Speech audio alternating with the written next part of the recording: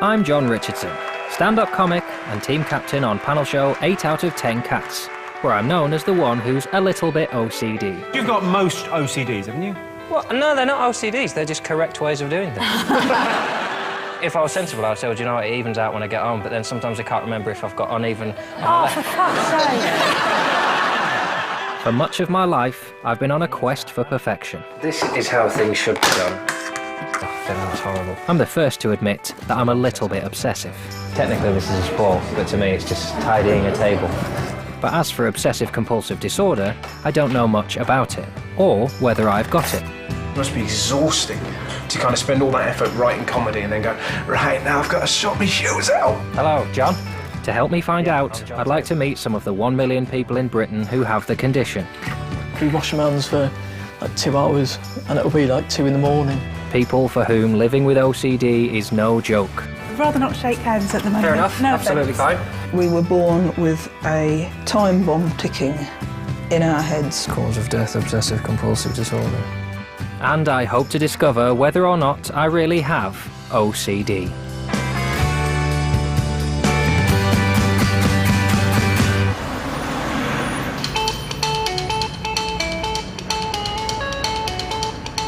For as long as I can remember, I've dreamt of being a stand-up comic. Great, so if you want to make some pop go up in your dressing room, we'll come up and see you in a minute. Right, I'll see you in a bit. See you then. But making my living from comedy means coming face to face with some of my compulsions. The venue stinks. Nothing is symmetrical. There are noises and lights that aren't in the right place. But you can't fix everything, can you? These are my responsibilities, the laughs, and then everything else is just a sign of how wrong the world is. This is where they send me to chill out and then they put stuff like this on the walls, which absolutely drives me insane. There's stuff missing, it's not symmetrical. There's 2 on that side and there's only 1 on the left-hand side. And then there's 1 missing in there. If I'm trying to look at my notes and learn my notes and I can see that the papers aren't tidy and at right angles, my brain's just saying, move the Guardian, move the Guardian, move the Guardian. So it's easiest to just line the Guardian up and then I can focus dead ahead and keep my mind just on learning my hilarious jokes. Please welcome your host, Jon Richardson.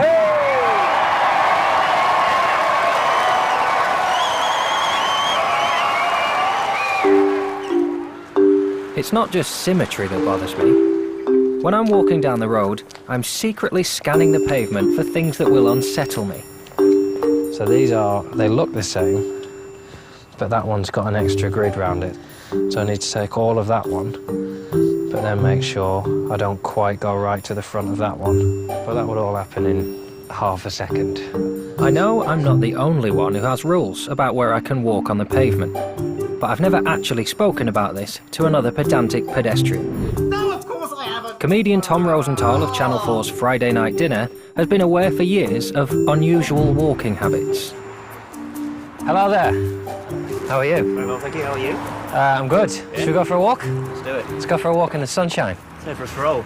I'm very aware when I'm crossing the road if I've stood on a yellow line with my right foot and not with my left foot. Yeah. I'm very aware of that. Yeah, big time. Like if I were to stand on that bit there, I would very much know I'm never going to find that bit of tarmac again. This is exactly it. So I'll avoid that. Yeah. My brain sort of separates stuff like this, a pathway, into different segments. So we've got like a light grey thing here, and then your dark grey thing here. And so I've kind of worked this into the way that I walk. Like me, Tom feels compelled to step on things an even number of times so that he feels balanced. Yeah, see, this is nice, isn't it? It's good. Feel free, it is easy. good. I'm still getting, things though, like the cracks. Like if I put my right foot even near it, I want to put my left foot in the similar distance away from the crack when I'm walking, and then sort of step over it and do the same the other side. Should we have a break and then forget Let's chill that out. this problem exists for a while? Let's relax. Tom has been diagnosed by a specialist as having low-level OCD. He said something to me about if you do for more than like an hour a day, if like the stuff that you do adds up to more than an hour a day, you do have OCD, basically. It becomes a significant part of your life, and I think that is definitely the case with me, that everything that I'm doing is infinitesimal and actually takes a very short amount of time because I'm doing it constantly. I clearly do suffer from it, like, clinically. Do you feel you're getting worse then, or do you feel you're... I think, yeah, at the moment I am getting worse, actually, just because I'm noticing new ones. It is worrying. I had this thing when I was watching football live at the stadium. If I would brush the guy in front of me with my arm, I'd have to do it again. But, you know, he can feel me doing that, so he's going like, why is this man touching me all the time? Wow. It's weird, but... It's interesting, you're the first person I've ever walked with who has had the same thing as me. Would you say I have OCD? Well, I have an issue saying I have OCD simply because I know people suffer from it a lot more. And for that exact reason, I think I actually operate perfectly well and that my life is kind of normal. However, we clearly both do have like compulsions that are abnormal. That was somebody saying very clearly for the first time something I've been doing for a long time. And it's sort of frightened me a little bit. Now I'm starting to get a bit worried that maybe I do have more irrational ones than I thought. What concerns me most of all is how my particular ways of doing things affect my relationships with those around me. For the past year, I've been sharing a house with two comics, Matt Ford and Danny Buckler. How's life? Life's good. For me, living here is far from anxiety-free. This is how I would have it, and this is how it... this is how it goes. See how that needs to happen? So this is the source of most arguments in the house. What I do ask is that when you wash cutlery, you then put it in the cutlery holder. We take this over to the cutlery drawer, where we put forks on the left, knives in the middle, spoons on the right, teaspoons at the bottom, facing to the left, steak knives on the far left. This is how things should be done. It's like a beach, just after the tide's washed out. I had no idea this had been a festering problem, that you've been smoothing it out. You never see it happen. You don't come in and find him there, I've got to get this all straight and I've got to get that lined up. It just sort of happens. It's like living with a ghost. I did come in once, one occasion, where this OCD, where I came in and like the sauces, you had the tomato sauce, this barbecue sauce and this HP lined up and they were all even. What it looked like is that he'd been squirting them down the sink to try and get them to kind of in a perfect line. Johnny's never rude or aggressive, but he'll have his little bits where you can hear him going... This door leads to my room, but we can't go in there because I don't like people to go in. So this is this side of the door I have to deal with messy rooms and stuff that isn't tidy. This side of the door is where I can switch my brain off and know that everything is my choice and where it goes. This is the only little bit of the earth that is mine. I actually get very angry if people, you know, even if Matt and Danny sort of peek their head in the door, I lose my temper. So do I have a medical disorder? Or am I just an annoying man who has to have things exactly the way he wants? And how early in life do these kinds of compulsions start to take hold? On the North Wales coast lives a teenager who's recently been diagnosed as having OCD. Jon has only just turned 16, but he's already got compulsions that are taking over his everyday behaviour. Because like, an even amount of times that way, it just feels sort of right. Go to unscrew this, I'll do that. And that on the exact side, so I get a whole feel around sort of the bottle, which is sort of a pointless compulsion.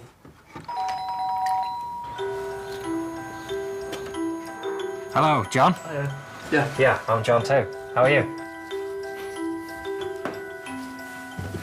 Seem like quite a careful step. Yeah, I like to slide my feet a even number of times because it's just sort of the feeling of it. It sort of feels. Only right on when the I do bottom that. 2 steps or on all the steps? On the bottom 2, and then on the rest of them I'll just sort of do a sort of little slide, but the first 2, when I walk through a door, I'll tap twice, once here, like once there, walk inside the door, tap once here and once there on the opposite side, and then I'll just walk through the door, and then usually I'll slide my feet on this, and then walk through, and I'll slide twice on each foot, Every time I go to sit down on the chair, I'd sit like on the end like this, and I'd slide 3 times on the chair, and then on the 4th one slide backwards. So you have lots of compulsions, like with sitting and doors and... Yeah, this would be the same with anything. If I took my phone out of my pocket, I'd slide it before, well, same as me sitting down, really. When did you first notice things happening? I was about 6 or 7 years old, and I was getting probably bullied. That sort of, the stress I was under sort of triggered it.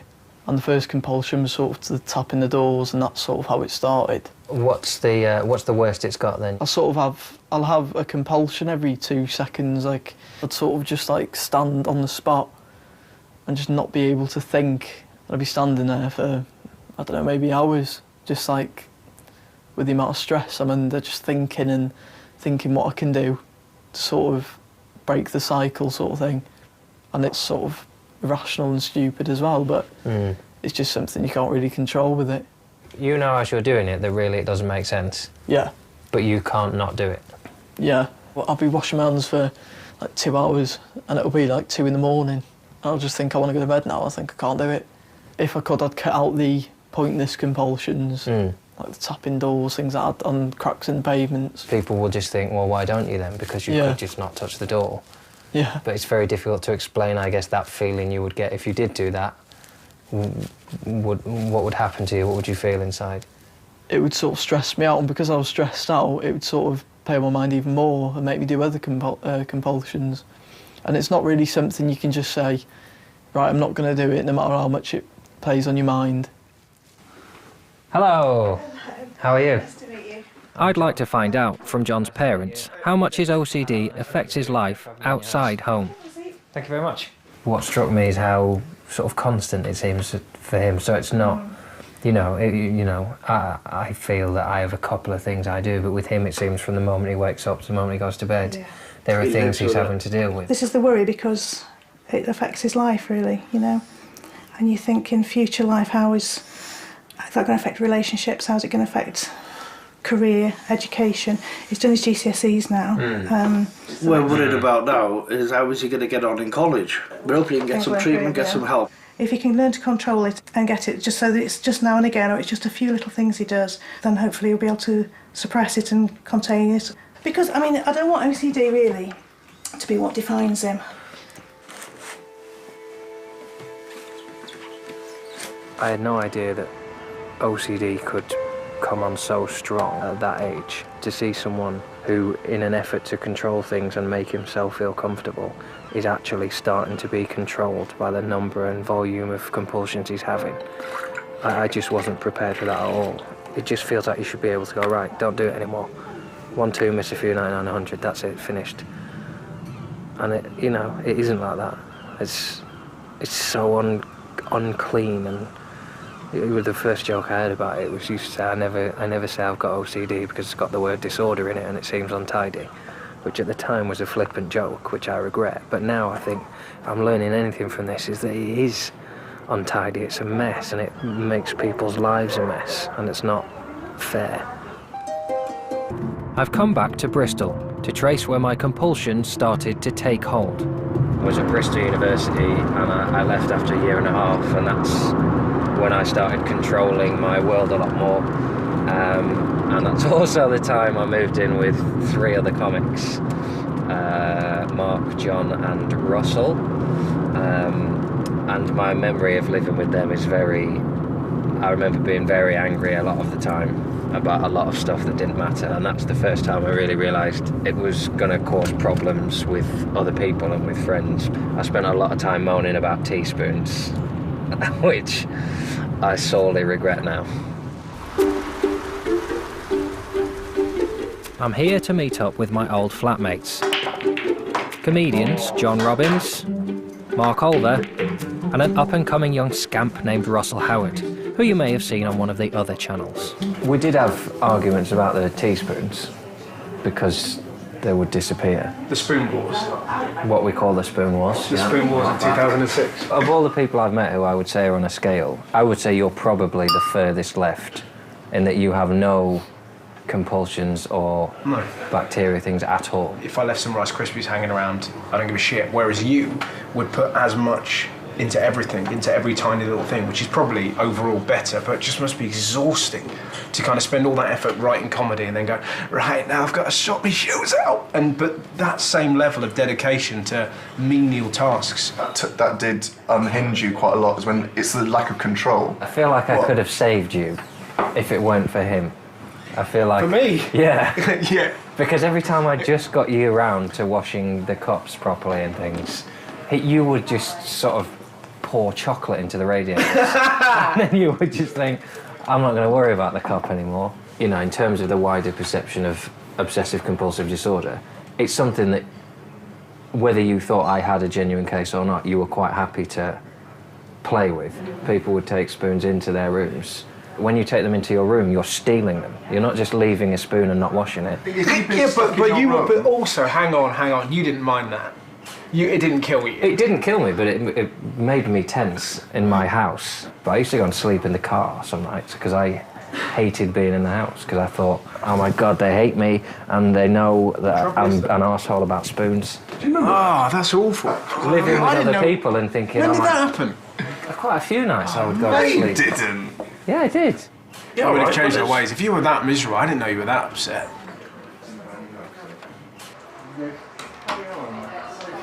It was interesting to hear them say that they wish I'd told them that I was sleeping in the car because the mess bothered me. Because that to me is the nub of the issue. Because my belief is that things should be done that way, I don't want to have to nag at people, I just believe it should, so it gets to me when it's not, and I put the fault on me. I'm not happy with my compulsion.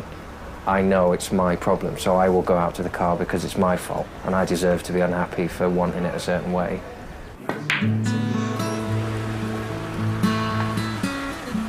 Driven by misery over teaspoons and my other compulsions, I moved out and went to live alone in the most anonymous place I could think of. I came to an area that you can see has absolutely nothing for it. And here on the left is my old flat.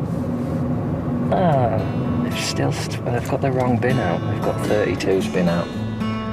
In a perfectly rectangular two-bedroom flat above a line of garages, my obsessions multiplied as I tried to cope with anxiety about my career. All my compulsions were my own business, so I could just get on with them and not have to explain them to anyone. I thought if I move in on my own, it'll all be fine. And I would say it probably made it worse on bad days. I was sitting on the couch, the two cushions would move. I could feel one digging into my side and it wouldn't balance with how the other cushion was pressing in. And I would start sort of fidgeting and sort of ticking almost with sort of nervous energy to move things and sit. Which I recognise now probably was not an improvement in my health. I was ready to live with other people again, or I certainly needed to be around people more. So I just, I got out. It seems to me that the more anxious I get, the more my compulsions take over. Hi, it's Jon Richardson. Thank you very much. It's time to speak to an expert. Just got to go past Big Gain No Pains Limited and Window Rights International. I've come to the headquarters of Britain's biggest OCD charity. Hello. I want to know if compulsive behaviour is all there is to OCD. This is the centre of OCD Action. Yeah. We're a national charity, but it's 2 small rooms. We have lots of people calling in who feel embarrassed about going to the doctor, will call us first. So they kind of come out to us, if you like, and then we sort of talk things through with them. The bottom end of the scale, it's almost cool now, I think, for young people to say, I'm a bit OCD about my pens or my T-shirts and things like that. How easy is it to say what is a characteristic of OCD and what is something else? Would you say everyone is on the scale at some point? The vast majority of people from this country, from humanity, would have elements of them that are OCD-like. And people will move up and down that scale all the time. I remember just one call that we took on our helpline really sticks out to me. So this is a guy phoning up saying, I think I've got OCD, it's really affecting me in my life. I'm checking, constantly checking. You say, okay, well, tell me a bit about yourself, what's going on? So I'm a civil engineer, okay, I build bridges, right? And I'm checking all the time that they're all right. And I'm thinking, yeah, good, right? But this guy is spending hours and hours and hours above what should be doing. He's waking up at night, he can't sleep, he's constantly bombarded by images of piles up on the M1 of people dying, to the extent that it's gone beyond. And that's what it's about. It's about being bombarded by thoughts that you don't want, that you don't like, and you can't control. There's stuff about your brain saying things over and over again. I'd never thought of that link so clearly. If you said what is OCD, people would say it's straightening a napkin or a fork so they're parallel. They wouldn't make that link to, it's the fact that your brain is telling you that if you don't do that, something bad will happen. And actually, I realise now, you know, maybe that's where the problem is. It's not having it straight, it's what you think will happen if it's not straight. And I hadn't thought a lot about that until now. I'd like to know what the consequences are of the obsessive thoughts that can come with more severe OCD. 35-year-old Gemma lives with her partner in Devon. Her OCD is classed as being profound. Gemma has near constant thoughts about contamination and spends a lot of her time cleaning. I'm trying to remember how I do it. Or thinking about cleaning. It leaves her virtually housebound. I've done the whole of that chair, and that's been on the floor and is now on the chair, so I've got to do it all again. So I need another 11 in total starting again. 1, 2, 3. Hello. Hi Gemma, it's Jon Richardson. Hi. Hello, how are you? I'm okay, thanks. I'll come out. Okay, see you in a minute. Yeah. As a man who likes order and cleanliness, I'm looking forward to seeing the inside of her house. Hello, I'm Jon, how are you? Hello. I'd rather not shake hands at the moment. Fair enough, No absolutely offence. fine. Thanks for talking to us. Are you expecting to come in?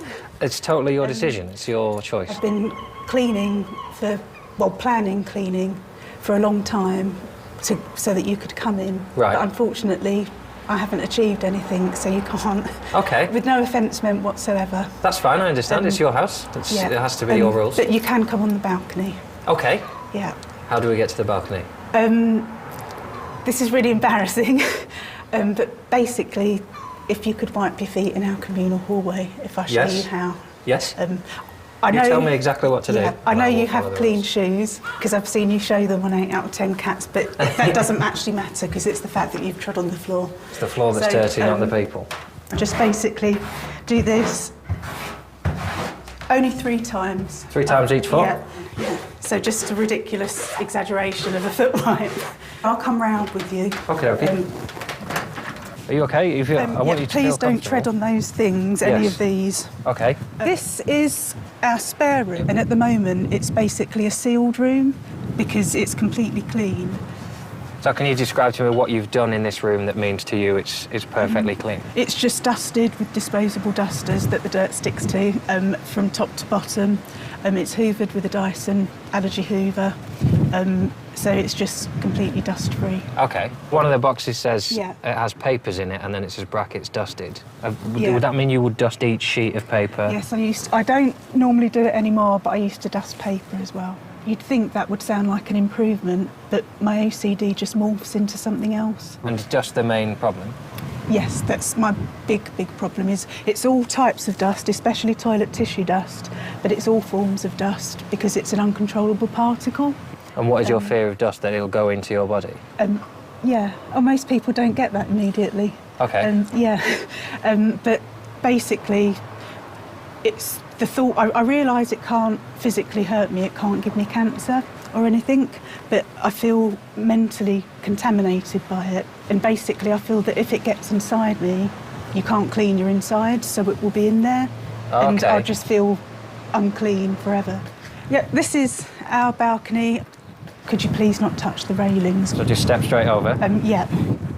The contamination problem started with communal living when I went to university. A lot of them would fry in a wok various bits of meat and it would spit everywhere. So for some reason I started wiping the worktops with toilet roll, and then it progressed to Dettol surface spray and just got worse and worse and worse. This is a list that's This is when I was trying to clean all the house so that you could come in. So this is just a cleaning list, the whole thing? Yeah. There's all the different things that I'm wiping and how many wipes. There's 7 on the armchair, 2 on the coffee table. As well as cleaning compulsions, Gemma also has a need to continually rewrite and proofread anything she's written. Do you feel like you have to get the list done completely before you can move on to the cleaning? That's one of my obsessions, is perfectionism. I've got into this habit of standing all day when I'm not cleaning in the kitchen.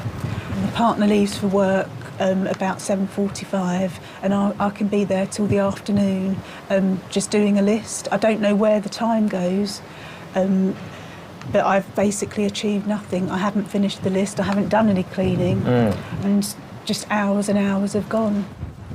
So you're with a partner, does he have to do things a certain way as well? Or? We argue a lot and come extremely close to splitting up. He did ask me to leave in January because he can't cope with me anymore. But we're hoping, we love each other, and we're hoping that I can get some treatment. But basically, if my treatment doesn't work, I will leave him because it's not fair on him. I realise how lucky I am that my compulsions are so controllable and they are my choice.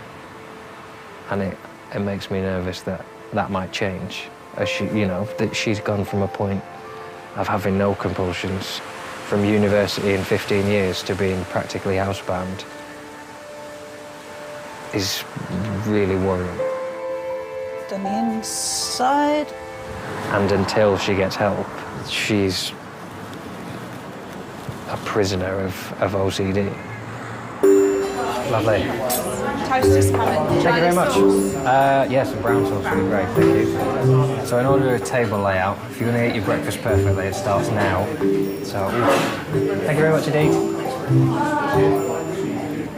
Got to have the table vaguely symmetrical. I can't have the eggs nearest me. It's to do with planning. It feels respectful to my breakfast. We've gone for the crucifix formation today. If I'm honest, I have no idea whether what I do would qualify as OCD. It's something that I always do when I eat a breakfast, but I'm pretty sure that's because I enjoy it and it makes me laugh when I do it. So, and I know there will be people for whom even coming out to a cafe is just an impossibility because of their OCDs. So how do those with the most extreme forms of OCD get treated? In a mental health hospital in South London is the country's only dedicated inpatient unit for those severely affected by the condition. Hi, you must be Jon. Come on in. Welcome to the OCD service. Such is the stigma around the condition that I can't get to meet any of the patients face to face. But Dr. Lynn Drummond has offered to show me around. By the time people come here, they're really at the very severe end of OCD. And to justify needing these beds, they need to be either a danger to themselves or others, which with OCD is usually to do with lack of self-care. About half of the people, when they first come here, are incontinent of urine and faeces. That could be either because they're fearful of contamination from the toilets, or it could be that they're so slowed up trying to do everything so perfectly that they actually don't move very quickly. So you get people moving almost like robots when they first come. Treatment here combines anti-anxiety medication and the recognised standard practice of what's called exposure and response prevention therapy, where patients are gradually encouraged to face their fears. For example, if somebody has contamination issues, Jon, by dirt and germs from toilets, the first thing we might do would be to encourage you to touch the toilet handle, and then I would ask you to spread the contamination and to remain like that for several hours at one time. If you were able to do that and it was caused very little anxiety, we might move on and touch the taps, and then when you got very confident, to touch the toilet seat, and again, spreading the contamination. My brain's saying we're going to shake hands when I go out and you've touched the toilet well, seat. I was actually rather hoping that you might be able to do that, John, as well. This is just weird now, isn't it? You can touch it there. If you could, you know, if you see, I went for 2 hands. Should I wash my hands afterwards? Before I go I would out? ask you to wait for at least 2 hours before you washed your hands. Right. Ooh. Right then. That's it, well done. Good, good. And just move them around. Oh, I could Great, feel rub that. them together and touch yourself. Those clothes are going to be contaminated for the rest of the day. Just touch yourself. Ooh. Good, yeah. I can do the trousers. Great, I'll do well the done. trousers. Well done, that's tremendous. I can feel where I've touched myself. Yeah. Good, excellent. And the hair. Run your fingers do through it. the hair. Oh, what about this? Good, good all Someone's around. just shat on my head. That's really good. Given the choice between the risk of what I just did and spending 20, 30, 40 years imprisoned by OCD, would this be worth the risk? I think the answer to me is it's a no-brainer. Yeah. Let's move away from the toilet. Well done. I think you did really well in there, John. It's the kind of thing we do in treatment. But obviously I'd never start at that level normally. But as you practiced it, I think you'll find that over the next 1 to 2 hours, your anxiety will dissipate and will go down. You might be surprised at how quickly people can actually turn around once they've got the help, once they've got the support, and once they realise the job that needs to be done. 80% of people here respond well to this practical style of treatment.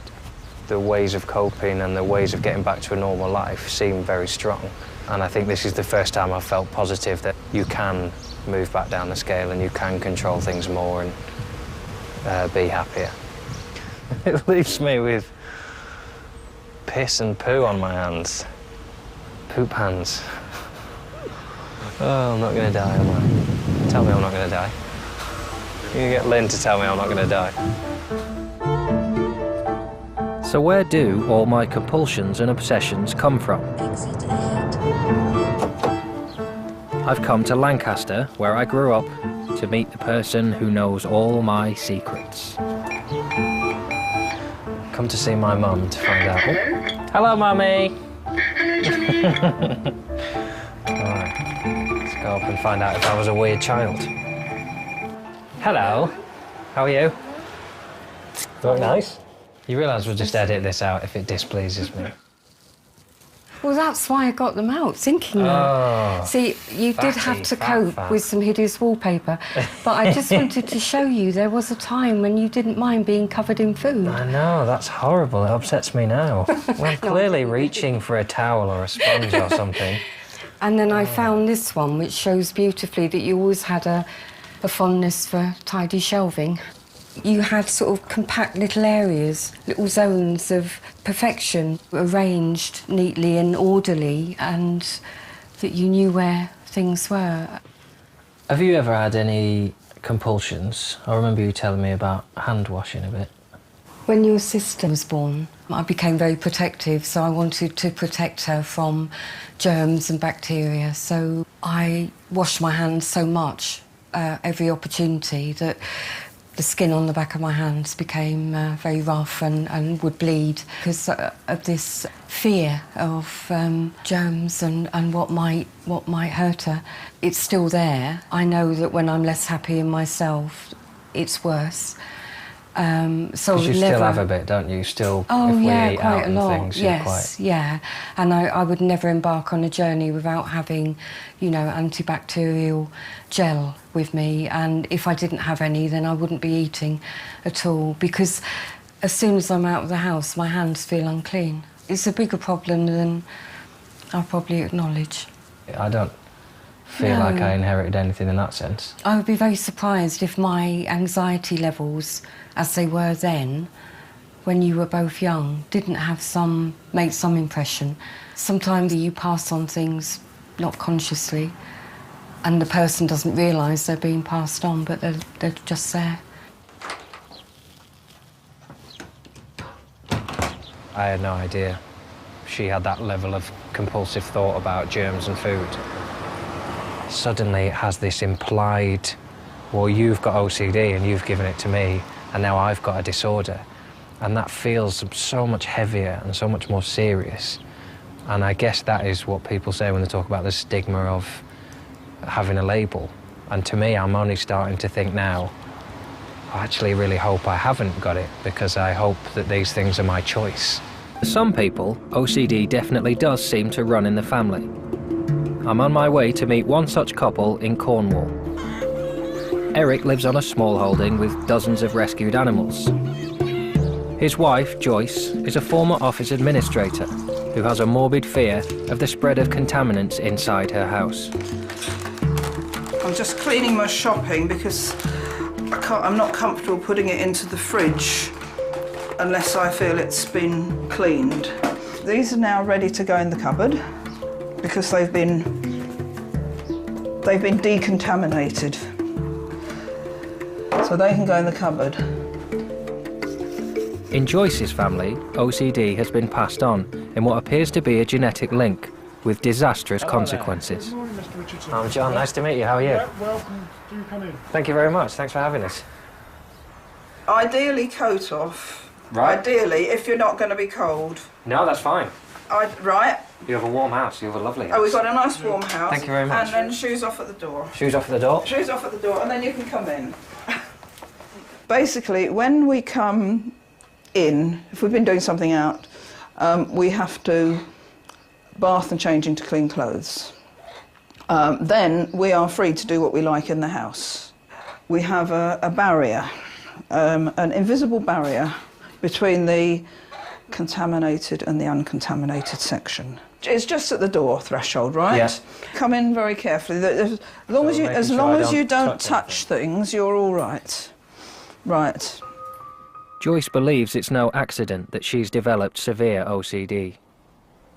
This is what I call my office. You see, my father's my father. Brilliant solicitor, absolutely brilliant. Had his own practice in Whitehall. He was said to be a very obsessional man. He very clearly had it, and it's broke his marriage to my mother.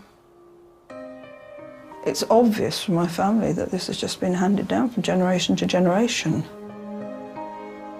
That was me, see? Oh, wow.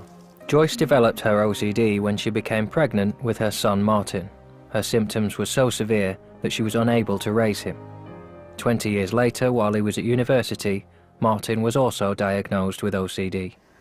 He got a double first-class honours degree because he's absolutely brilliant. Wow. Yeah, double first-class honours. He then went on to Oxford to do a PhD, and it came on during his first year at Oxford. It more or less stopped his studies in their tracks. That is Martin's thesis, right, from Oxford. This shows the mind of someone who is very, I mean, I don't understand a word of it. And they said he was well on the way to a PhD with this thesis. You thank someone for being patient during a difficult but hopefully ultimately successful year. That was OCD. That's it kicking in. That's it kicking in. That's it kicking in. Here is the OCD. This is the turmoil in his mind. I have spent my life almost completely alone. My life is work and OCD. I'm riddled with OCD. He was pinning notes up all round the flat, trying to make sense of what was going on in his mind, trying to use his rational brain to work out what was wrong. And his OCD was so bad at that stage, he was quite unable to do anything. He could not. He'd become terrified of contaminating his sofa. He'd been terrified of scratching his sink. So he couldn't use his kitchen. He couldn't go and sit down. He couldn't lie down. And all he could do was pace, and he paced all day and all night. What did he do? What did he do? Well, he went out, he bought himself a pair of kitchen scales and a liquidizer. He went and cut yew branches. He liquidized it and drank it. Suicide was by yew poisoning. People close to me know the reason, so I won't elaborate. except to say I'm sorry for the pain caused, and I hope everyone recovers quickly and goes on to live a happy and fulfilling life. Love, Martin. 4th, 12th, 07. People to inform. And then he's got a list of, as the OCD does, people to inform, to tell him that he's not there anymore. Sorry, John. Don't be sorry at all. Don't Awful, isn't it? Yeah. Terrible.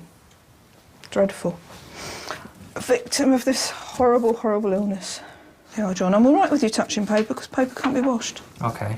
Not a problem. Thanks. Cause of death, obsessive compulsive disorder. This illness, in its worst form, kills.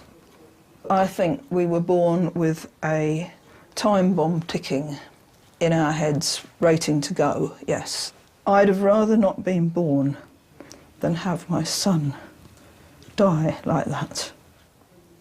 I'm sorry if that upsets you, because I know you have trouble that way. I guess I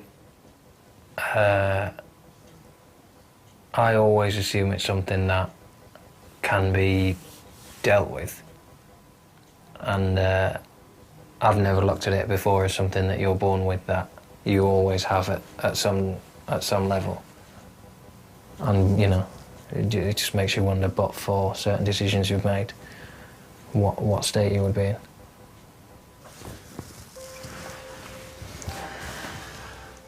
I just hope it's not upset you, John, not going to affect you. It's so hard to hear someone say to you that it would be better if they'd never been born.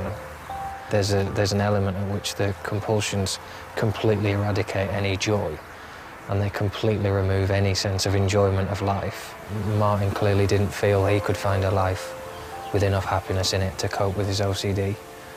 But, you know, clearly people do. Through medication or people or whatever the balance is, you find a way of controlling it and not it controlling you. Hey, come on then, girl. Despite the suicide of her son, Joyce and Eric have found a way of living with her OCD. Come on then. Outside of the house, Joyce is free from her fear of contaminants. And caring for rescued animals gives them both some peace of mind.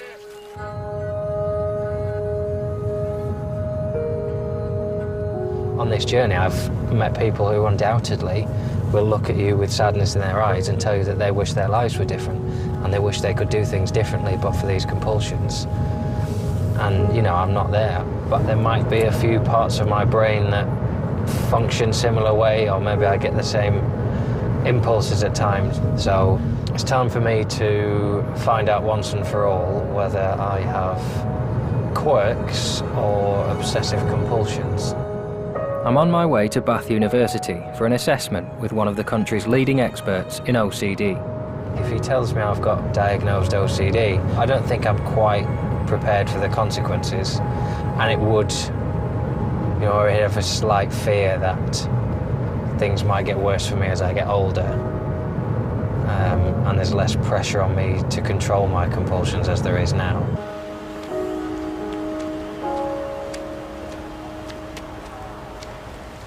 I am respectfully worried. I'm cautious, is what I am. For my assessment, I have to fill in a series of questionnaires and then have an extended psychological interview with Professor Paul Shalkowskis.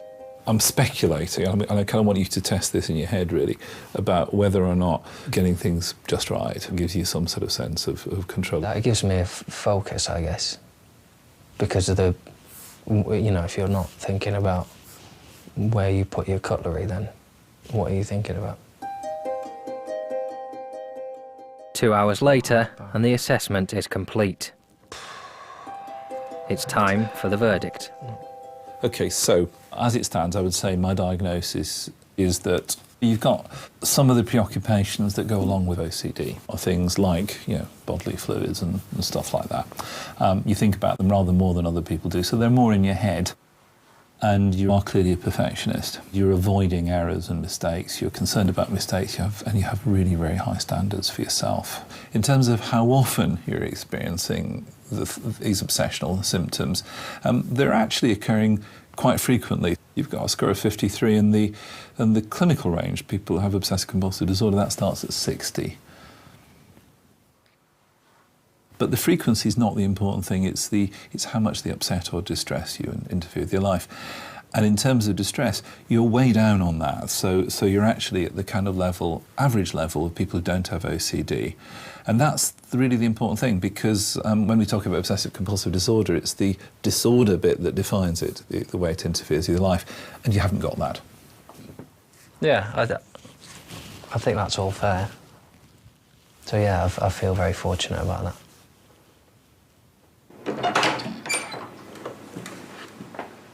I feel relieved and sort of content with that almost, that the things I'm doing, at the moment, they don't cause me any distress. And I would say 2 or 3 years ago, my distress levels would have been higher. But now, you know, I feel like I do elect to do most of the things I do, and I do them because they calm my anxiety. Hello, Salisbury. It's time. Yeah, why not? Whoa, bit too much, bit too much. It's time to restart the show. Please welcome to the stage, me. I find it incredible that before I started doing this, I'd never met anyone with diagnosed OCD. Now, I'm in no doubt whatsoever about how serious it can be, and the effects that it has on your life can be totally negative. And I'm aware now that I'm very lucky that the things I do through choice, and my brain maybe works in a similar way to theirs, but I don't feel bad about it. And if I could have one wish for them, it would be that through treatment they can get to the point I feel I'm at, that I feel I have obsessive compulsive order. So my brain works in a measured and meticulous way. I keep my forks a certain way and I smooth my margarine over. But I'm happy with that. It seems quite simple to me, all this, right? And yet I'll watch them wash off and they'll lay the cutlery flat on the drainer. Go to channel4.com/4goesmad for support info, and visit Mad World to get a deeper understanding of OCD by taking a trip inside the mind of someone with the condition. Tomorrow, can potential employers guess the mental health of the applicants? It's the world's maddest job interview at 10. For next tonight, Thelma's Gypsy Girls.